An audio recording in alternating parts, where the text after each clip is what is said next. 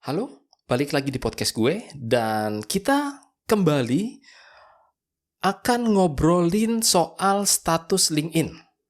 Status atau postingan LinkedIn yang menarik ya, at least buat gue itu menarik. Dan menurut gue itu kayaknya seru kalau kita obrolin, kita omongin ya. Jadi yang pengen tahu tentang status apa yang akan kita bahas hari ini, tetap simak terus, jangan kemana-mana.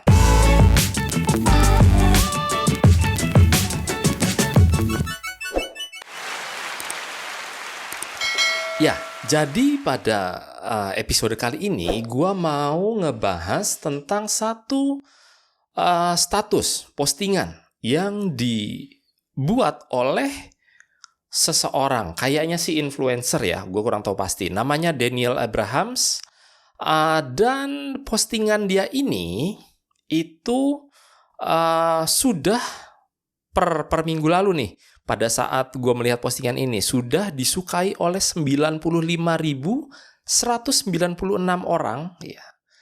Sudah dikomentari oleh 1.706 orang. Oh, salah.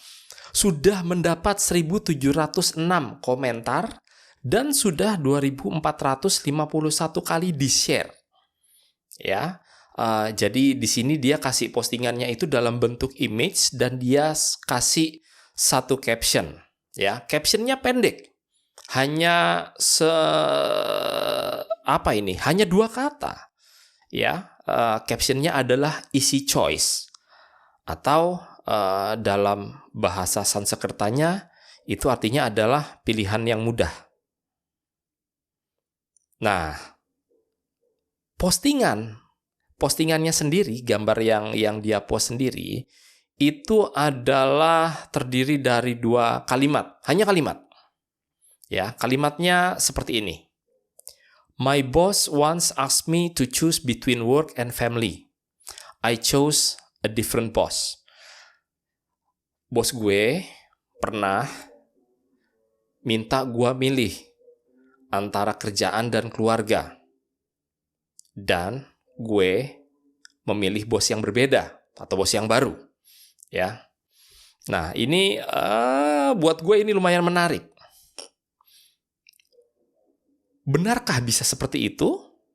Mudahkah bisa seperti itu? Ya, apakah kalau ada pertanyaan atau permintaan dari bos kita atau atasan kita atau ya anggaplah sesuatu di pekerjaan kita yang menuntut kita untuk lebih fokus terhadap pekerjaan itu ketimbang hal lain, dalam hal ini keluarga, apakah kita akan bisa mudah lantas memberikan jawaban atau sautan seperti itu? I chose a different boss, ya. Nah, ini menurut gue menarik banget. Karena ya buat banyak orang nyari kerja itu masih susah. Dan juga buat banyak orang ya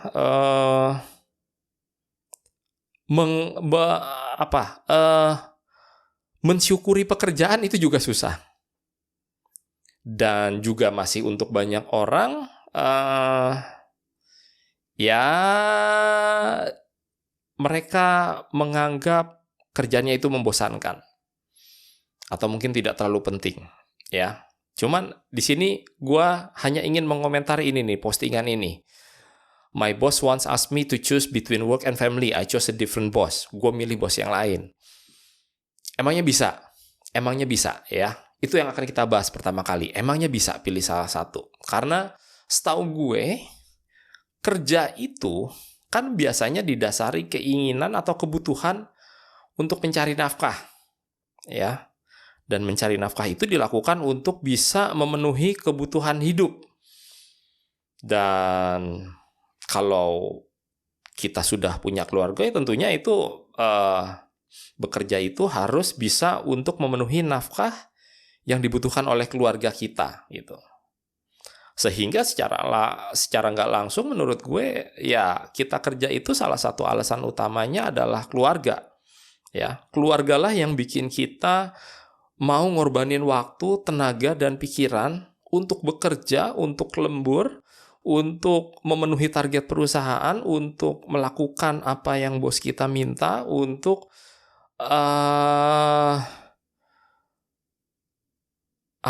untuk supaya kita bisa nerima gaji di akhir bulan. Gitu. Nah, gue juga kalau nggak salah gue pernah baca dari satu psikolog ya, gue lupa namanya siapa. Dia bilang ya menurut dia tuh tiap individu pasti punya prioritas. Setiap orang pasti punya prioritas. Dalam konteks ini ya ada yang memilih karir, ada yang ngerasa keluarga lebih penting. Dan si psikolog itu bilang, ya nggak ada yang benar, nggak ada yang salah. Itu semuanya pilihan pribadi dan prioritas itu sepenuhnya ditentukan oleh orang tersebut, ya. Nah, kalau kita ngomongin bahwa itu adalah pilihan pribadi, tentunya kita harus bisa ngelihat faktor-faktor yang mempengaruhinya, ya. Satu, dari kerjaannya sendiri, kedua dari keluarganya sendiri. Dan pasti akan susah lah buat milih keluarga atau kerjaan. Ya kalau di status dia gampang aja dia bilang, gue pilih bos baru. Maksudnya dia akan ninggalin kerjaan itu dan dia akan cari kerjaan lain. Dia memilih untuk melakukan itu. Tapi ya, apakah segampang itu? Ya, ya menurut gue penting banget menurut gue kayaknya kita itu perlu punya kesiapan mental dalam menghadapi risiko-risiko yang muncul dalam kehidupan profesional kita.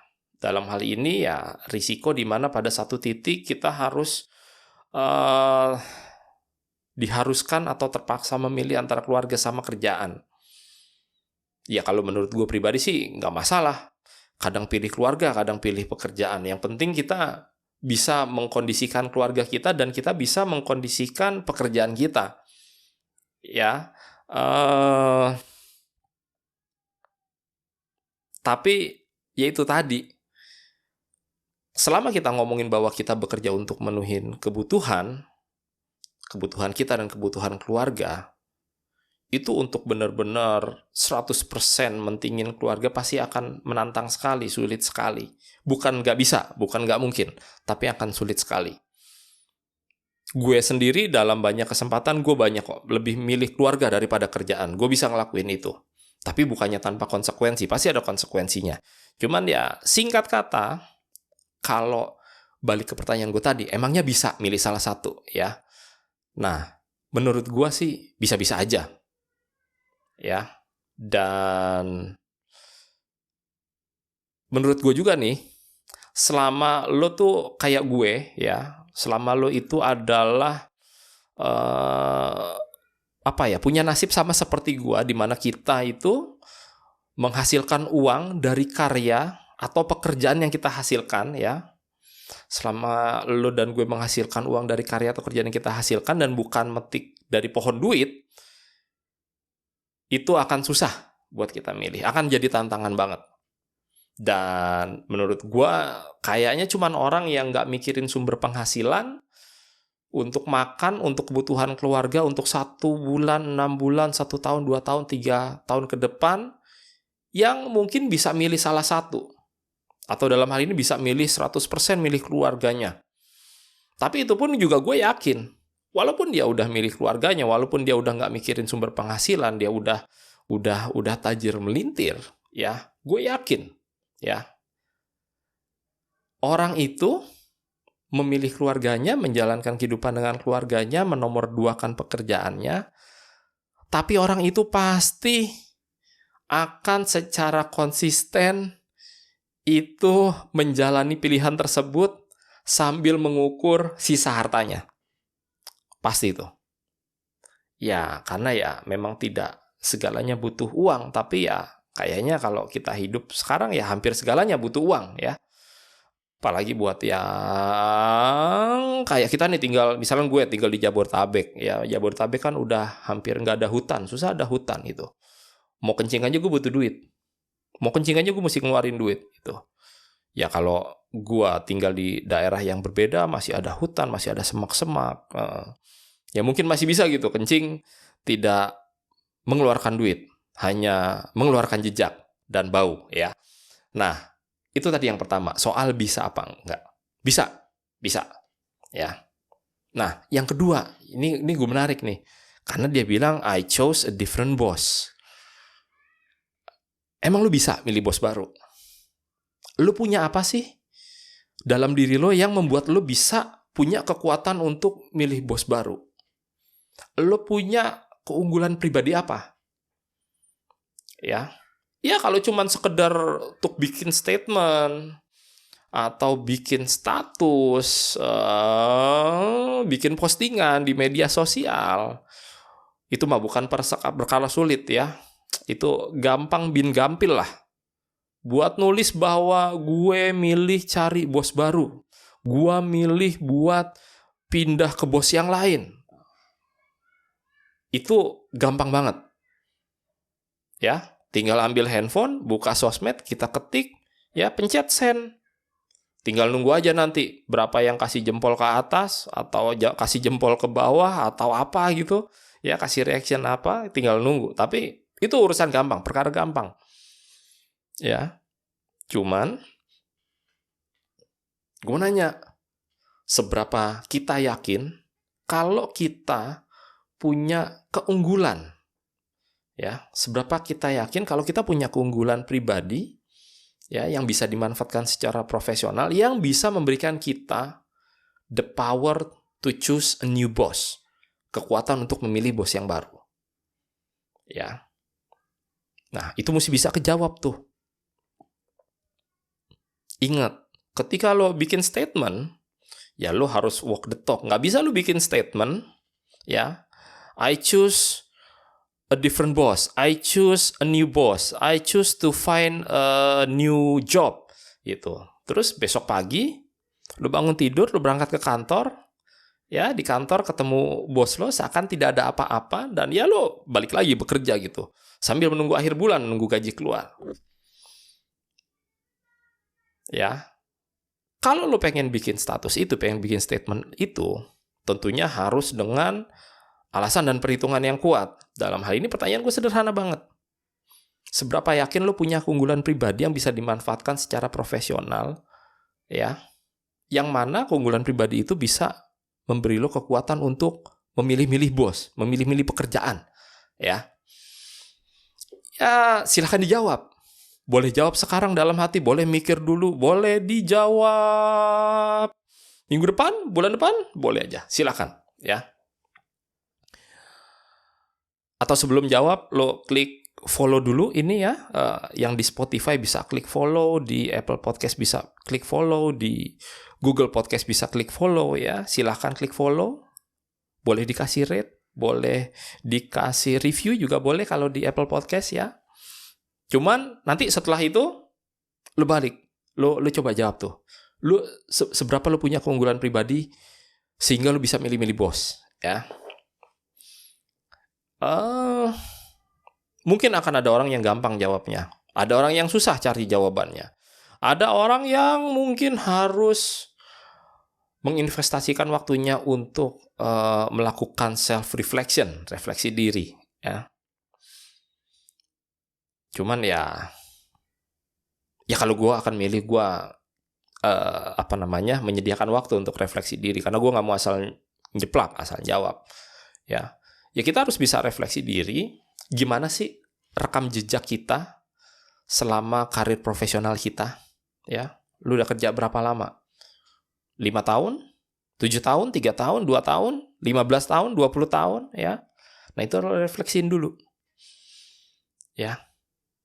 Ini gue bekerja udah sekian puluh tahun, berkarir secara profesional udah sekian belas tahun. Selama ini gue kerja ini gue seperti apa ya? Apakah dalam bekerja selama ini gue bisa memenuhi target kerja yang dibebankan ke gue? Apakah selama ini dalam bekerja gue pernah berprestasi? Terpilih jadi Employee of the Month, Employee of the Year, Employee of the Division, atau apa? Atau lu coba lihat, lu punya prestasi apa selama bekerja? Ya, terus lu juga mesti dalemin tuh, mesti gali. Selama ini di tempat gua bekerja, gua bisa mencapai target. Gua punya prestasi A, prestasi B, prestasi C gitu. Terus gimana ya selama ini gue berkontribusi terhadap tempat gue kerja? Apakah gue bisa memberi kontribusi yang signifikan? Apakah gue bisa memberi dampak yang signifikan terhadap tempat gue bekerja? Ya, itu lo mesti ambil waktu ya nggak usah lama-lama banget lah, nggak usah sampai lo semedi sambil puasa 40 hari 40 malam, nggak usah gitu. Sediain waktu aja 5 menit, 10 menit, setengah jam, 1 jam, ya 1 jam sambil ngopi, sambil bengong, tapi jangan sambil nonton Netflix ya. Itu bisa lo lakuin untuk melakukan refleksi diri. Nah, kalau dari refleksi itu semua jawaban lo itu adalah positif ya, dengan kata lain, lo bisa menjawab dengan pasti, selama ini gue sudah bekerja dengan profesional ya, dan hasil-hasil kerja yang gue deliver itu selalu hasil pekerjaan dengan kualitas tertinggi gitu. Gue selama ini belum pernah gue selama ini belum pernah tidak memenuhi target yang diberikan buat gue. Gue selama ini punya prestasi yang cukup menonjol. Ide-ide gue selalu diterima, usulan gue selalu didengarkan, gue bisa dapat beasiswa dari kantor gue karena dianggap gue berjasa dan lain-lain. Gue dapat penghargaan karyawan terbaik bulan ini, karyawan terbaik minggu ini, karyawan terbaik di jam ini. Dan gue selalu berkontribusi maksimal. Ya, pokoknya tuh kalau lo lihat nih bekas tempat kerja gue, lo bisa ngeliatin lah jasa-jasa gue di situ. Kontribusi gue maksimal banget. Ya, nah, kalau semua pertanyaan itu jawabannya seperti tadi, ya, positif semua jawabannya, maka gue yakin lo, ya, ingat ya, kalau jawabannya positif semua, gue yakin lo itu adalah aset perusahaan yang sangat berharga. Ya, ingat, kalau semua jawaban lo tadi positif, lo bisa berprestasi, bisa menuhin target, bisa berkontribusi maksimal, itu semua jawabannya yes, oke. Itu artinya lo adalah aset di perusahaan itu. Dan ketika lo adalah aset yang berharga di sebuah perusahaan, ini gue jamin ya, gue jamin itu bos lo nggak akan berani minta lo untuk milih antara kerjaan sama keluarga. Pertanyaan yang tadi tuh, yang diceritain sama Daniel Abraham, apa tadi tuh? My boss once asked me to choose between work and family, itu gue yakin, ya, itu kecil. Kalau nggak bisa dibilang nggak mungkin, itu tapi kemungkinannya pasti kecil banget untuk bisa lo hadepin. Ya, bos lo nggak akan berani minta lo milih antara kerjaan sama keluarga. Kalau lo benar-benar aset berharga, bos lo akan benar-benar ngerawat lo, ya.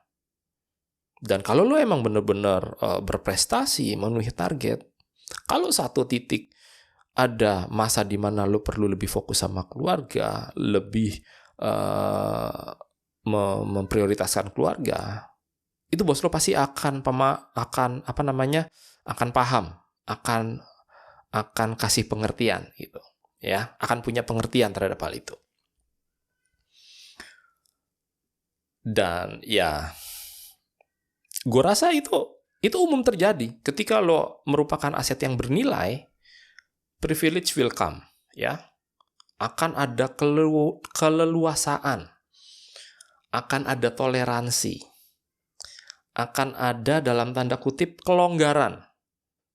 Sama tentunya sedikit ketenangan untuk lo bisa mengatur prioritas pekerjaan lo sama keluarga lo. Tapi itu tadi, ya, tentunya lo harus punya keunggulan pribadi yang bermanfaat secara profesional gitu.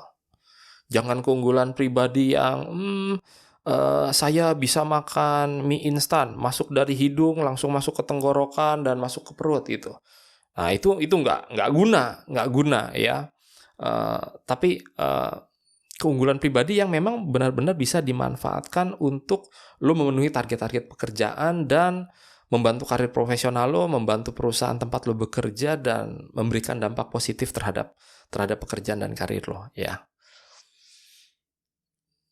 Itu kalau udah begitu ya kayaknya sih nggak mungkin enggak. Privilege will come ya. Lo akan punya kelonggaran. Dan itu tadi tuh. Apa namanya? Kalau lo udah sedemikian berprestasinya, sedemikian berkontribusinya, logikanya nggak mungkin enggak perusahaan pasti akan ngasih lo waktu atau memberikan kesempatan untuk lo juga memprioritaskan keluarga lo. Tapi ya itu tadi ya, there aren't any free lunch, tidak pernah ada makanan gratis gitu. Itu harus dibayar dengan prestasi tentunya. Ya. Ya itu ya. Tadi pertama bisa apa enggak? Bisa. Yang kedua, ya tadi seberapa lu punya keunggulan pribadi yang bisa dimanfaatkan secara profesional yang membuat lu bisa milih-milih bos. Ya. Nah, udah dua hal tuh kita bahas. Yang ketiga, Mas, Bang, Om, ini kalau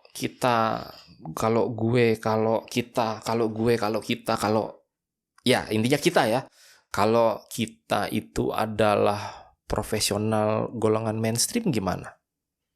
Hah? Golongan mainstream maksudnya gimana? Iya, kalau kita adalah profesional mainstream yang biasa-biasa aja, yang tengah-tengah gitu. Ya kerja masuk, kehadiran penuh dan lain-lain ya. Cuman ya kita karyawan biasa-biasa aja.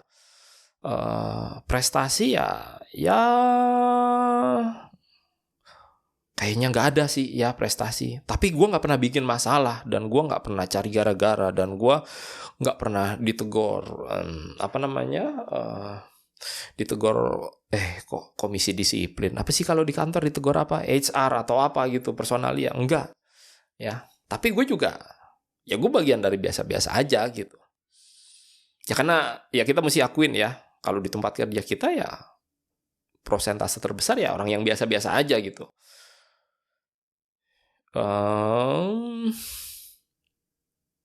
Iya nggak sih? Iya, kayaknya iya deh. Kalau di Indonesia kayaknya iya.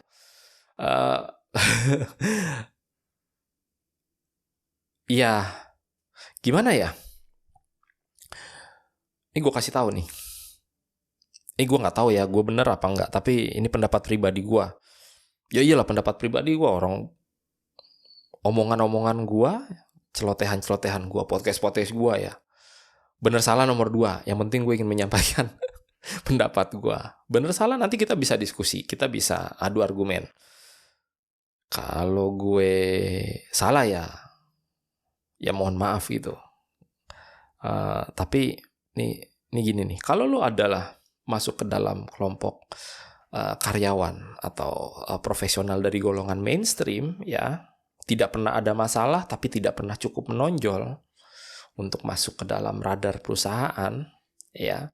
Radar itu ya maksudnya radar orang-orang berprestasi. Menurut gua berarti ya kalau lo masuk dalam golongan itu jangan milih-milih bos dulu. Loh berarti gua mesti nurut? Ya nggak harus nurut. Cuman ya menurut gua sih nggak usah pilih-pilih bos dulu gitu. Ya lain perkara kalau misalkan ada satu perusahaan atau satu bos dari perusahaan lain yang menginginkan lo, itu lain perkara ya. Tapi kalau menurut gue kalau nggak ada angin nggak ada hujan nggak usah pilih-pilih bos dulu. Minimal untuk beberapa waktu ke depan. Hah? Beberapa waktu ke depan? Maksudnya gimana tuh? Ya selama beberapa waktu ke depan ya, kalau lo pengen milih-milih bos nih, selama beberapa waktu ke depan Sampai kapan? Nah, nanti gitu, urusan belakangan sampai kapan ya. Selama beberapa waktu ke depan, lo harus mau berkompetisi sama diri lo sendiri. Tuh. Jadi kalau lo dari golongan mainstream, tidak bermasalah tapi juga tidak berprestasi, jangan milih-milih bos dulu. Sampai beberapa waktu ke depan. Dan sampai waktu itu tiba, lo harus mulai berkompetisi sama diri lo sendiri. Maksudnya gimana? Ya, lo harus berkompetisi sama diri lo yang saat ini. Kalau lo suka kadang tidak mencapai target, lo harus berkompetisi dan harus menang. Lo harus selalu mencapai target. Kalau lo selama ini selalu mencapai target, maka ya lo tetap harus berkompetisi sama diri lo yang sekarang gitu. Dan kedepannya lo harus bisa mencapai target lebih dari yang diharapkan bos lo, atasan lo, atau perusahaan lo. Gitu. Dan ya intinya lo harus berjuang sekuat mungkin supaya lo bisa melebihi diri lo saat ini, diri lo hari ini. Gitu. Ya, lo harus bisa berjuang sekuat tenaga, berdarah deh ya, untuk menorehkan prestasi. Intinya lo harus berkompetisi sama diri lo untuk bisa jauh lebih baik dari diri lo yang ada saat ini. Nah, ketika lo sudah berkompetisi sama diri lo dan lo menang lawan diri lo yang saat ini, ya udah, balik lagi ke yang tadi. Dengan sendirinya lo akan punya keunggulan. Bos lo pasti akan ngeliat, lingkungan lo akan ngeliat, tempat lo kerja pasti akan ngeliat. Anjrit, si A tadinya biasa-biasa aja, cuman gak tahu kenapa sekarang jadi lebih rajin. Dia biasa selalu menuin target. Gitu. Sekarang juga targetnya terpenuhi. Tapi 2 minggu sebelum deadline itu semua udah kelar. Dan dia memecahkan rekor. Biasanya itu pencapaiannya itu di KPI hanya 90%, 91%. Ya, anggaplah biasa-biasa aja ya. Biasanya hanya 75%, 80%, 75%. Sekarang dia bisa di 85%, bisa di 90%, bisa di 95%. Nah, itu akan kelihatan. Akan kelihatan, nggak mungkin enggak. Dan ketika itu terjadi, ketika itu kelihatan, itu artinya lu apa? Lu punya keunggulan pribadi. Ya. Karena percayalah, ngerubah diri jadi apa ya? Jadi lebih optimal, jadi lebih bisa memberi dampak kepada lingkungan, kepada tempat kerja itu nggak gampang. Dan ketika lu bisa ngubah diri lo, nggak mungkin enggak, itu pasti akan teridentifikasi. Dan ketika itu teridentifikasi, lu punya keunggulan pribadi. Dan ketika punya keunggulan pribadi, apa yang terjadi? Ya yang tadi. Ya. Apa namanya? Ya, tadi pasti akan muncul itu si privilege, si kelonggaran, si toleransi gitu. Dan ketika itu datang, lu pasti akan bisa apa ya? Bisa lebih memprioritaskan keluarga lo. Ya. Tapi ini semua dengan catatan ya, lu bukan workaholic. Ya, karena kan ada orang ya, dikasih waktu, punya waktu sama keluarga, ya tetap aja dia milih kerja, ada juga yang kayak begitu. Nah, ini obrolan malam ini hanya relevan untuk orang yang pengen bersama keluarga, tapi susah karena kerjaannya menuntut dia untuk selalu fokus di kebanyakan waktu gitu. Ya kalau lu workaholic nggak usah dengerin lah, lu tutup aja ini. Tapi ingat, follow dulu, rate dulu, review dulu ya. Tapi kalau lu workaholic udah lah, nggak usah dibahas. Tapi kalau enggak, ya suka nggak suka. Ya, segala sesuatu itu ada ambang batasnya, ada pintu gerbangnya. Ada garis transformasinya. Lu mesti sampai di pintu itu, lu mesti sampai di garis itu, lu mesti sampai di gerbang itu. Barulah hidup lo akan bisa berubah.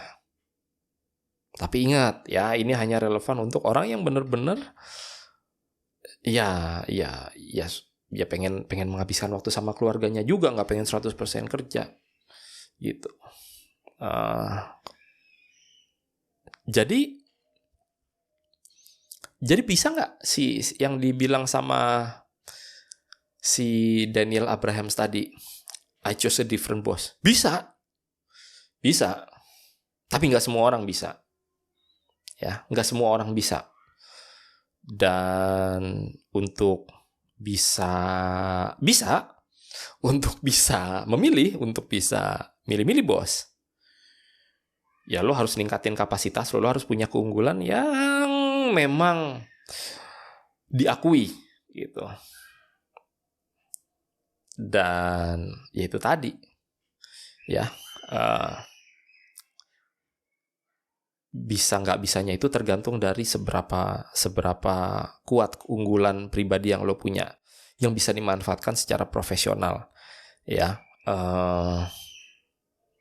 Nah, terus kaitannya sama Daniel Abrahams tadi apa? Ya nggak ada kaitan apa-apa. Ya gue cuma mau negesin aja bahwa itu bisa. Tapi nggak sembarangan bisa. Si Daniel Abrahams berani nulis itu, berani kasih statement itu. Tentunya gue yakin ya dia sudah mengukur kekuatan dirinya. Tapi kalau lu ya belum mengukur, belum tahu, belum refleksi diri, atau lu masuk ke dalam kolongan ke dalam kolongan kalangan, golongan. Oh, lucu juga tuh. Kalangan dan golongan. Tapi kalau lu masuk ke dalam kalangan dan atau golongan mainstream yang memang tidak bermasalah tapi juga tidak berprestasi,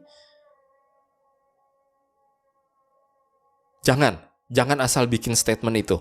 Ya, jangan asal bikin statement itu, jangan asal nulis di sosmed. Tapi besok paginya lu masih datang ke kantor, masih bekerja, masih mendek-mendek seakan-akan semuanya baik-baik saja sambil nungguin gaji lu keluar, ya.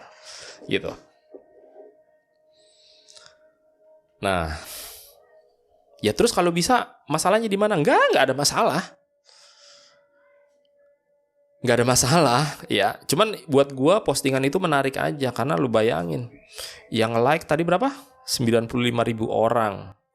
Yang komentar itu ada 1.700 komentar. Di-share-nya 2.500 kali. Sekarang bayangin kalau yang baca postingan itu adalah orang yang salah gitu. Orang yang baru meniti karir, orang yang yang benar-benar bekerja untuk mencari nafkah lah. Mungkin dia nggak cocok sama kerjaannya, lagi bete sama bosnya, terus dia baca status itu, baca postingan itu, terus dia bilang, oke, gue juga mau kayak si Daniel nih, gue mau milih bos baru. Padahal ya itu dia tidak punya keunggulan apa-apa, tidak punya kelebihan apa-apa, dan nggak pernah melakukan refleksi diri ya. Dan dia asal bikin statement, asal ngambil keputusan, dan akhirnya ya dia malah nggak kerja sama sekali gitu. Ya, dan ya percayalah kalau lu nggak punya keunggulan itu akan susah lah untuk bisa dapetin bos baru gitu. Ya, terlepas dari kondisi ekonomi, sekarang lagi pandemi ya udah 2 tahun dan segala situasi sulit di dunia ini ya. Kalaupun lu punya nyali untuk nyaut atau bikin status atau bikin statement, gue mau pilih bos lain atau gue mau pilih bos baru atau gue mau pindah kerja, ya. Kalau lu belum refleksi, nggak tahu keunggulan diri lo, siapa yang mau nampung lo? Ya, siapa yang mau ngambil risiko buat menampung seorang profesional kelas mediocre, kelas mainstream, ya, yang berani memilih bos baru di saat dirinya memang nggak bisa memenuhi harapan atau target yang selama ini dibebankan ke dia. Siapa yang mau ngambil risiko itu? Pasti nggak ada, kan? Ya, jadi intinya gue ngomong pada malam hari ini, ya supaya ya minimal mikir dulu lah sebelum bikin statement, coy. Ya, ingat, nama lu bukan Daniel Abrahams, lu bukan dia. Dia makan kentang, lu makan apa? Ya, dia makan steak, daging, lu makan apa? Itu. Dia kerjanya apa? Rekam jejaknya gimana? Lu seperti apa? Dia bikin status itu pasti karena dia punya kekuatan yang sudah dia ukur. Kalau itu sudah terjadi ya, ketika lo terdesak gitu harus memilih, ya nggak apa-apa lo pilih itu. Tapi kalau enggak, jangan. Ya, ingat, hati-hati. Jangan asal nyeplak, jangan asal nyaut. Ya, Karena kalau ngomongin soal masa-masa sulit dalam bekerja, masa-masa sulit di mana lo harus memilih antara A dan B, kerja dan keluarga, kerja dan pacar, kerja dan anak, kerja dan lainnya itu, ya semua orang pasti akan ngadepin itu, pernah ngadepin itu. Gue juga sering ngadepin itu. Lantas apakah tiap kali gue ngadepin itu, gue akan bilang, gue mau cari kerja baru? Ya enggak. Kadang ya gue hanya tarik napas, kadang ya gue berusaha memperbaiki pekerjaan gue, kadang kalau gue udah gak kuat ya gue minta izin cuti dulu. Tapi gue eventually gue akan balik lagi dan gue akan menghadapi itu semua. Dan kita harus menghadapi itu semua. Gak bisa I choose a new boss. Lalu siapa Bambang? Kalau lu belum mengukur kekuatan dulu, jangan lakukan itu. Ya, gue rasa itu aja untuk obrolan kita pada hari ini, ya. Jangan lupa buat yang belum follow, silahkan di follow. Kalau di Spotify bisa kasih rate, tolong dikasih rate. Dan seperti gue bilang di episode sebelumnya lainnya ya, lo mau kasih bintang 1, bintang 2, bintang 3, bintang 4, bintang 5, nggak masalah. Bintang 5, alhamdulillah. Bintang 1 pun nggak apa-apa. Karena untuk seseorang bisa ngasih bintang 1, biasanya dia harus mendengarkan dulu secara utuh. Ya minimal setengahnya lah. Tapi minimal lo harus nyimak untuk bisa ngasih bintang 1. Kalau di Apple Podcast kasih review boleh. Terlalu intimidatif, menyebalkan. Oh yang ngomong bau ketek. Emang bisa kecium kalau di podcast. Ya silahkan lo tulis di reviewnya ya. Tapi gue gak ada lihat macam-macam. Buat gue itu postingannya menarik, statusnya itu menarik. Dia bilang easy choice. Not that easy Ferguson ya. Tidak semudah itu. Buat kebanyakan orang, buat dia mungkin isi. Buat kebanyakan orang tidak semudah itu. Yang pasti nih buat kalau ada yang kebetulan dengar, mau cari Daniel Abrahams di LinkedIn, silahkan. Mau cari statusnya silahkan. Cuman gue hanya ingetin bahwa tidak semua orang bisa I chose a different boss. Gitu. Ya. Kalau lo mau choose a different boss, silahkan. Tapi lo butuh effort. Lo harus berusaha gitu. Ya, dan gue ingetin lagi. Seunggul-unggulnya diri lo, kalaupun lo sampai memilih pekerjaan lain, itu pastikan memang karena alasan yang kuat. Lo tidak bisa berkembang di tempat itu, lo berbeda pandangan secara prinsipil, dan lain-lain. Bukan hanya sekedar untuk menunjukkan bahwa nih gue unggul, gue bisa pindah-pindah. Itu juga nggak oke coy. Lo ke laut aja kalau kayak begitu. Ya. Cuman ya itu tadi. Pengen milih-milih bos, tingkatin keunggulan pribadi lo. Kalau udah punya keunggulan pribadi, jangan sepak juga ya, jangan belagu, jangan takabur, terus menggunakan kekuatan itu untuk pindah-pindah gitu ya. Ya mungkin secara profesional nggak apa-apa, cuman ya ngapain juga gitu. Ya, itu aja. Semoga bermanfaat. Terima kasih buat yang udah nyimak dan assalamualaikum.